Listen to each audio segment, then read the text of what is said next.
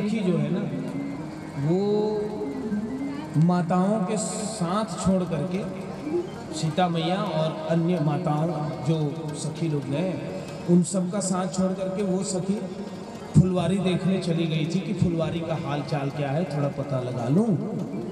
वो सखी दौड़ते हुए आई हैं और वो सखी दौड़ते हुए आ करके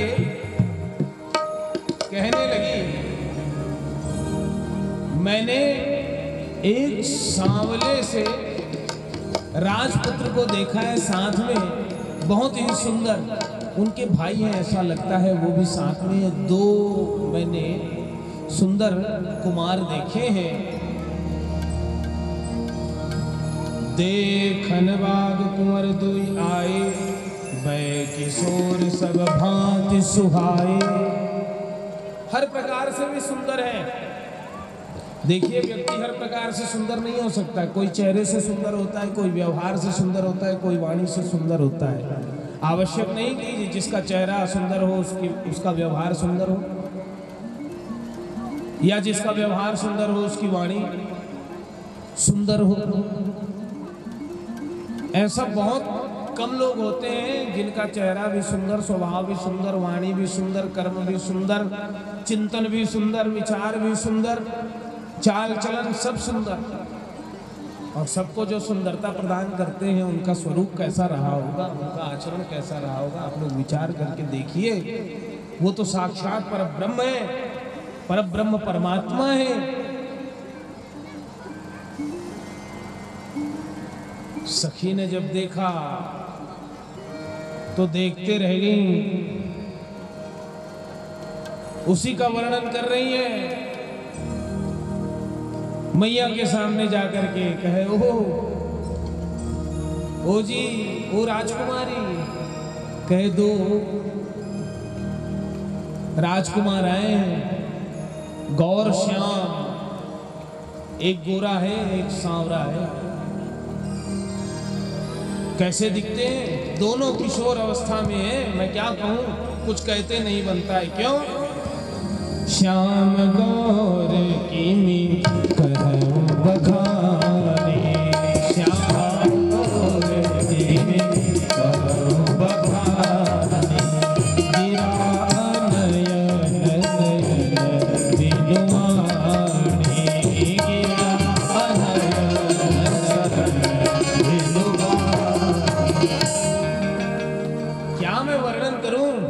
जिन आंखों ने देखा है उनके पास कंठ नहीं है, बोल नहीं सकते, वाणी नहीं है।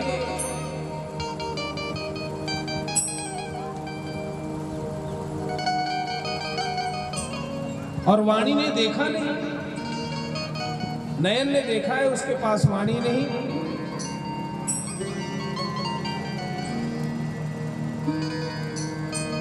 और वाणी के पास नयन नहीं। मैं कैसे वर्णन करूं? ऐसे तो होते हैं भगवान। बिनु पद चलई सुनई, बिनु काना कर, बिनु करम करत करे विधिना न आन, न रहित सकल रस भोगी, बिन वाणी वक्ता बड़ जोगी, तन बिनु परस नयन, बिनु देखा ग्रह घ्राण, बिनु बासा शेषा। अर्थात भगवान निर्गुण निराकार है, उनका वर्णन मैं कैसे करूं? सब सखियों ने जब सुना तो बड़े प्रसन्न हो गए। सुनी हरसी सब सखी सयानी, सियहियति उत्कंठा जानी। हृदय में बड़ी उत्कंठा हुई सीता मैया के बीच।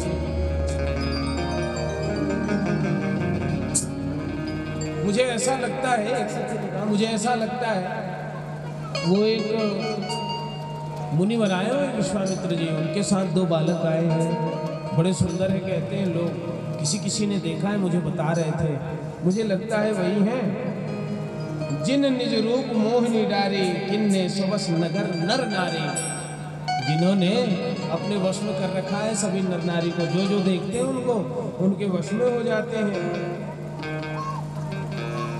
तो बस चली अग्र करी प्रिय सखी सोई, प्रीति पुरातन लखई न कोई। ये तो पुरातन प्रेम है जो जागृत हो गया है मैया के हृदय में। वो सखी को आगे लेकर के चली। आगे सुमिर सीय नारद वचन, उपजी प्रीति पुनीत। चकित बिलोकति सकल दिशि,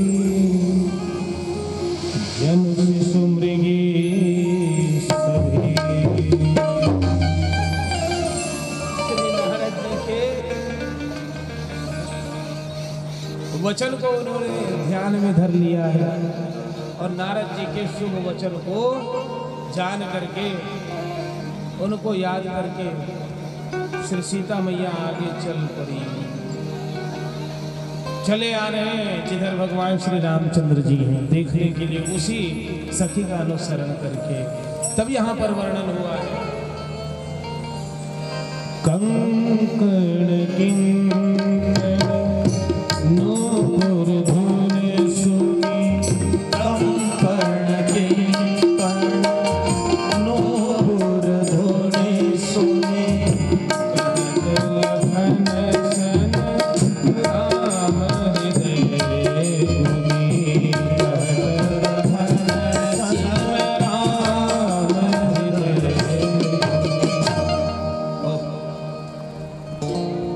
कंकन किंकिन नूपुर धुन सुनी।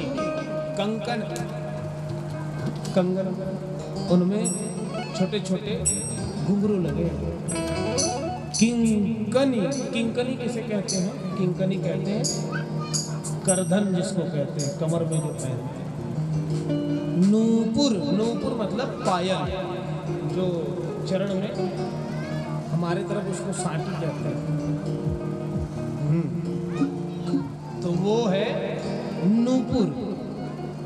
उनके धुन सुनाई देने लगी। भगवान श्री रामचंद्र जी ने जब सुना तो सुनते रह गए। कहे लखनलाल, मुझे ऐसा लगता है कि कामदेव जो है डंका बजा रहा है विश्व विजय करके। ऐसी स्थिति का अनुभव मुझे हो रहा है। लखनलाल, ये कैसी स्थिति है? तभी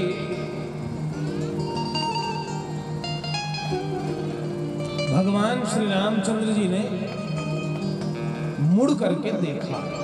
बोलिए भक्त वत्सल भगवान की जय। बहुत ही गंभीर ये प्रसंग है, बहुत ध्यान से सुनने योग्य है। देखिए, ये पुष्प वाटिका प्रसंग के विषय में कहा गया है कि पुष्प वाटिका प्रसंग की तुलना श्रीमद् भागवत में जैसे रास पंचाध्यायी है ना, वैसा ही मानना चाहिए। बहुत गंभीर ये प्रसंग है, किंतु समय नहीं है, इसलिए ज़्यादा इस प्रसंग को ना कह करके समेटा जाता है। और आगे अब विवाह की ओर हम बढ़ते हैं। वहाँ सीता मैया ने भगवान श्री रामचंद्र जी के दर्शन किए। भगवान श्री रामचंद्र जी ने सीता मैया का दर्शन किया। फिर सखी ने उनको होश दिलाए कि देखो सीता, कल हम और आएंगे यहाँ, अभी चलो। तो पिता के बस में है जानकी मैया, है ना, कुछ कहते बनता नहीं, हृदय में अपार प्रेम हो गया। सीता मैया ने श्री रामचंद्र जी को पति के रूप में भाव में स्वीकार कर लिया और भगवान श्री रामचंद्र जी ने सीता जी का दर्शन करके सीता जी को पत्नी रूप भाव में ही स्वीकार कर लिया। आए भगवान श्री रामचंद्र जी और गुरु जी को उन्होंने पुष्प भेंट की। पुष्प भेंट करके फिर वहीं ठहरे रहे। दूसरे दिन जनक जी महाराज ने विश्वामित्र जी को और श्री रामचंद्र जी को धनुष यज्ञ में बुलावा भेजा। बोलिए भक्त वत्सल भगवान की जय। धनुष यज्ञ में सम्मिलित होने के लिए श्री विश्वामित्र जी और साथ में लखनलाल, श्री रामचंद्र जी, विप्र समाज सभी पहुँचे हुए हैं। तो एक विशेष ऊंचा सा स्थान है, ऊंचा स्थान भगवान श्री रामचंद्र जी को दिया गया, क्योंकि वो साधारण राजकुमार नहीं थे। एक छत्र जिनका राज्य है, दशरथ जी महाराज के वो पुत्र हैं, उनके लिए विशेष स्थान बनना साधारण सी बात है। छत्रपति हैं उनके पिताजी। बोलिए भक्त वत्सल भगवान की जय। तो आप लोग सभी जानते हैं, जब दशरथ जी महाराज भगवान श्री रामचंद्र जी का दर्शन करते हैं तो किस रूप में करते हैं? दशरथ जी महाराज आत्मा के रूप में। भगवान के परम ज्ञानी भक्त हैं दशरथ जी महाराज। वैसे ही जनक जी महाराज भगवान का जब दर्शन किए तो गदगद हो गए। भगवान का दर्शन तो उन्होंने पूर्व में पाया ही है, जितने वहाँ सभासद थे सबने भगवान का दर्शन पाया है। जा कर रही भावना जैसे प्रभु मूरत देखे तिन, तैसे भगवान के स्वरूप का वर्णन किया गया है।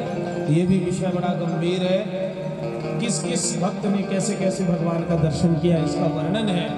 तो जनक और जनक जी के धर्मपत्नी इन्होंने छोटे बच्चे के रूप में भगवान का दर्शन किया है। बोलिए भक्त वत्सल भगवान की जय। फिर जनक जी महाराज ने अपने अनुचरों से कहा कि बंदीजन जो हैं, भाट जो हैं, उनको बुलाया जाए और वे हमारा प्रण बताएं।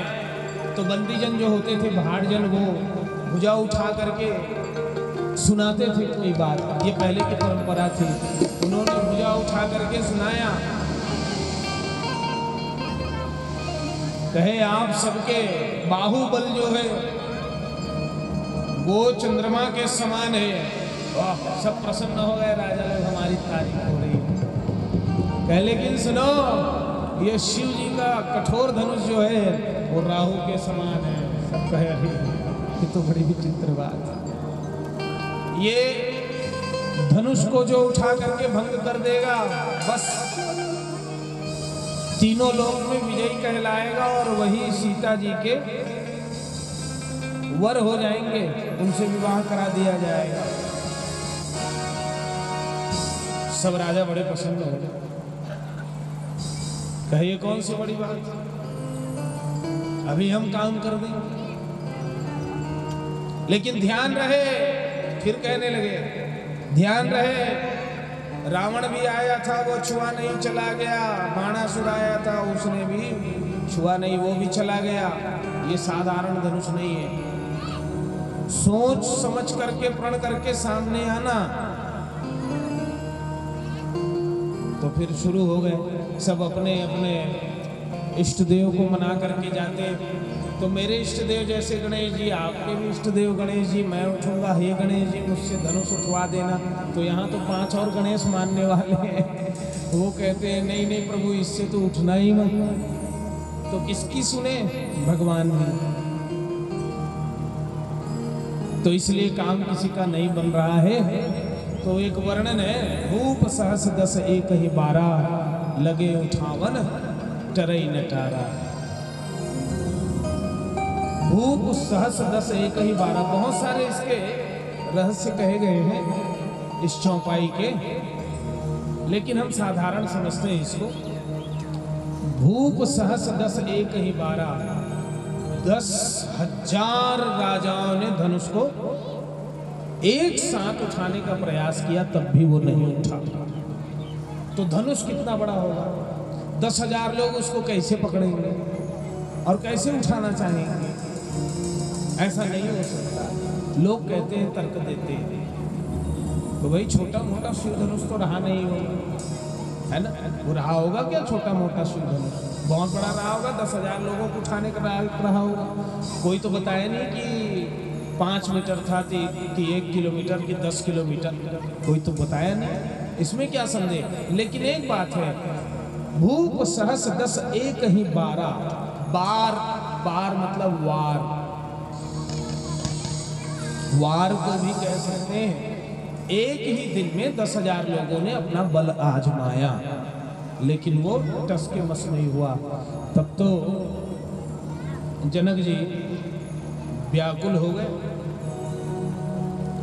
और व्याकुल होकर के कहने लगे, अरे बस बस बस, अब मुझे लगता है ये धरती वीरों से विहीन हो गई है।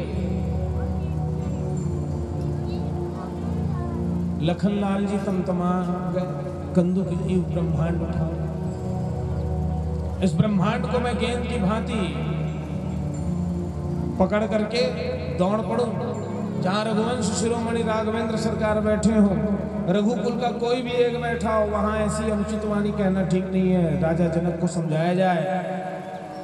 तो विश्वामित्र जी कहने लगे, लखनलाल आप क्रोधित मत हो, आप बैठ जाओ, उठो राम भंजो भव चापा, उठो राम मेटहु तात जनक परिताप। जनक जी के संताप को, ताप को मिटाओ। सब धनुष तोड़ने के लिए उठते थे, लेकिन ये तोड़ फोड़ के लिए नहीं उठ रहे हैं, ये संताप मिटाने के लिए उठ रहे हैं, गुरु की आज्ञा पा करके। देखिए गुरु जी सूत्र लगाते हैं, जगत कल्याण के लिए खड़े हो रहे हैं श्री रामचंद्र जी। श्री रामचंद्र जी जब भी खड़े होते हैं तो जगत कल्याण के लिए ही खड़े होते हैं। वे आगे बढ़े, सहज ही आगे बढ़ रहे हैं, बिना दर्प के, बिना घमंड के, कोई मूछ में ताव देने वाली बात नहीं है। भगवान धीरे धीरे धीरे धीरे आगे बढ़ रहे हैं, जैसे सिंह बढ़ता है अपने शिकार की ओर। सामने आए और लेत चढ़ावत खेचत गाढ़े, लेत चढ़ावत खेचत गाढ़े, काहू न लखा देख सब ठाढ़े, काहू न लखा देख सब ठाढ़े, तेहि छन राम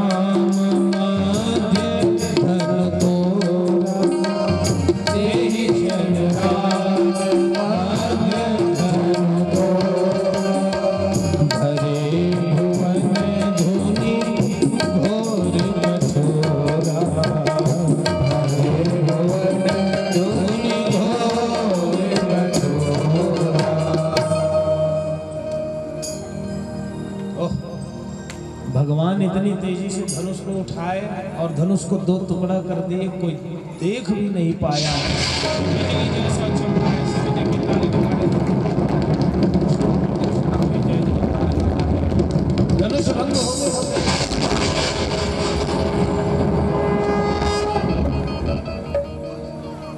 जैसे ही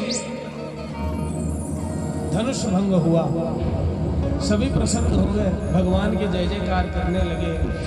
राघवेंद्र सरकार की, बोलिए राघवेंद्र सरकार की, बोलिए राघवेंद्र सरकार की। सतानंद तब आय सुधीरा, सतानंद आय सुधीरा, सीता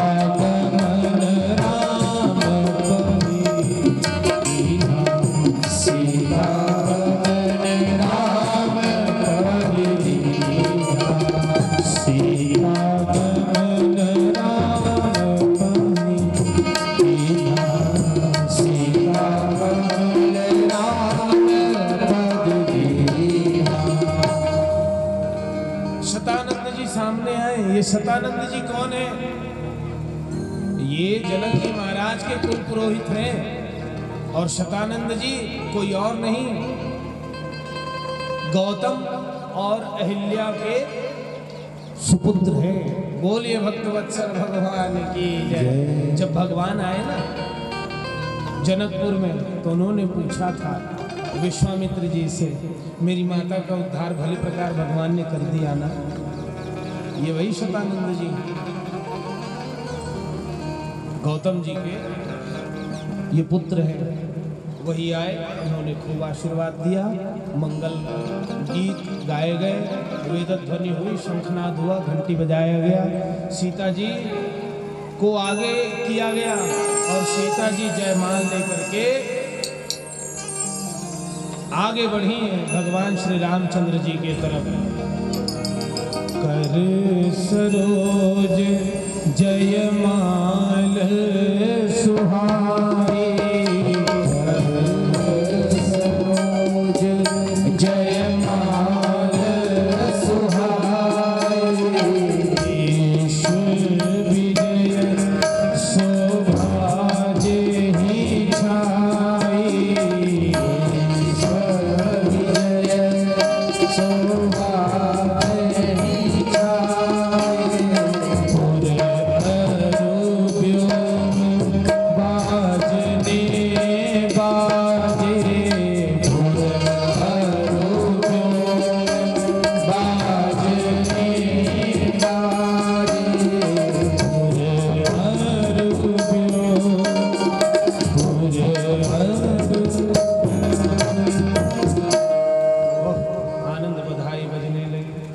आनंदित हो गए सभी। सब तो आनंदित हैं। माता जी आगे बढ़ी और आगे बढ़ करके भगवान श्री रामचंद्र जी के गले में जयमाल डाल दी। उस दिन से भगवान सिर्फ राम नहीं रहे, सियावर राम हो गए। बोलिए सियावर रामचंद्र की जय। भगवान ने भी जयमाला उनको पहनाई। सभी देखे ताली नगारे झुमझुमियाँ बजाए, पुष्पों की वर्षा हुई, जय जयकार हुआ। लक्ष्मी नारायण सभा में कोई कमी नहीं है, सभी आनंदित हो गए। मंगल गीत गा रहे हैं, बधाई गाई जा रही है, सभी आनंदित हैं। उसी समय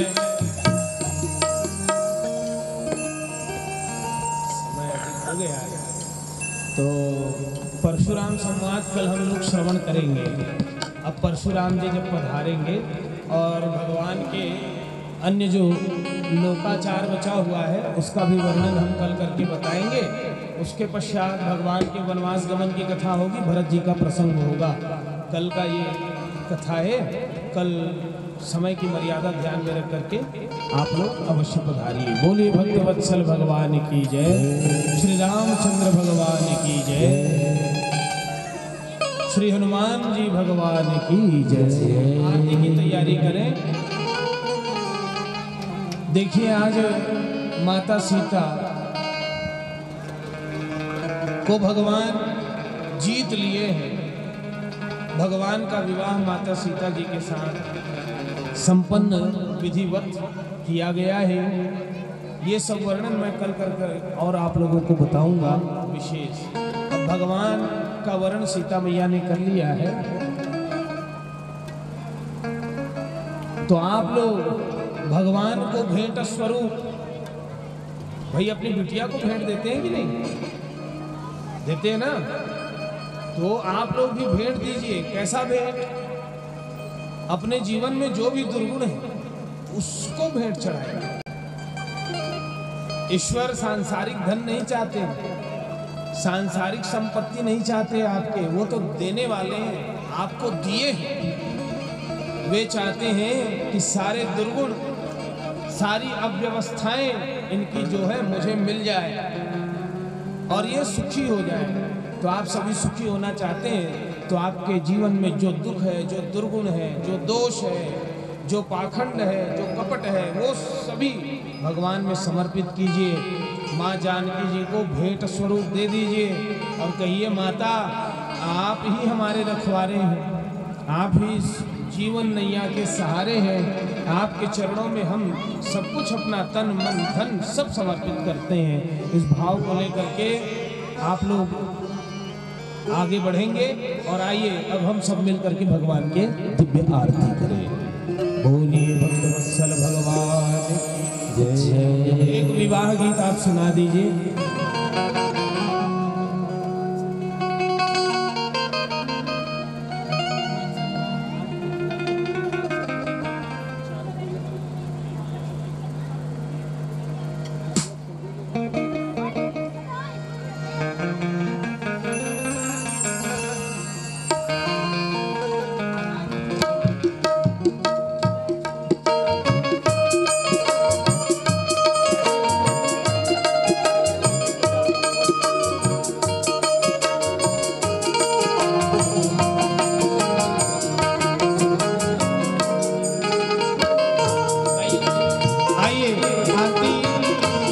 तैयारी है, तब तक हम सभी बड़े आनंद से, बड़े प्रेम से विवाह गीत का आनंद ले। हमारे भाई लोग पधारे, आप लोगों को विवाह गीत सुनाएंगे।